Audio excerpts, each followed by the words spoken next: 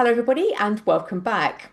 So, I'm always being asked how I line up these multiple exposures in camera. So, what I've done here is pulled the two raw images the camera took and then blended into a JPEG for me.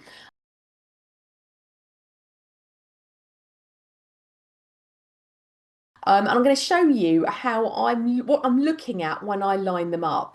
So, the first thing that's worth saying is I always make my horizontal pan first.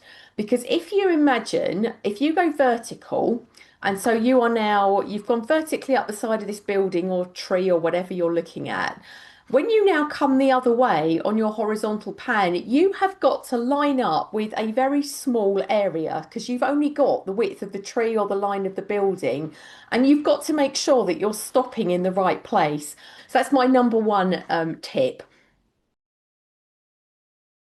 That one at the bottom is the horizontal, so you can see very clearly there the horizontal movement where I've come across. And then the one on the top is the vertical. So just as I would have done it in the camera. I've then come onto the top layer and I've used dark and blend mode. And I've done that because in the camera, I had the camera set to dark blend mode. So this is the kind of effect that we ended up with.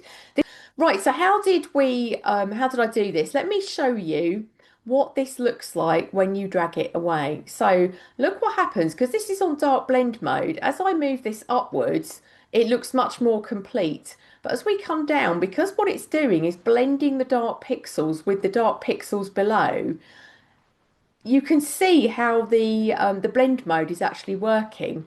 So if we pop it back where it started, when I first get there, I decide what is going to be my focus, not the camera focus, but what I am going to focus my attention on. And my focus of attention was on this building. So let's use my Photoshop brush as pretending we're looking through the camera. And I thought, right, I'm going to keep my eye on this building because this is what I've come here for, the light catching the side of this building. And I try really hard to ignore everything else because if you start getting distracted and trying to line everything up, it just doesn't work. You're just going to end up going, that doesn't look right. This look doesn't look right. Just focus on one thing and you'll tend to find everything else kind of sorts itself out. And whatever you do between the two shots, do not move your feet. If you take one step to one side or backwards or anything, it's not going to line up because you're not looking at the same scene through your viewfinder. So don't move. So now that I've done it, trust me. Right, so we've got our top layer. So we've made our horizontal pan, and now we've gone, yep, we like that. So I'm back looking at this building, ignoring everything else, and I am going to have this around there.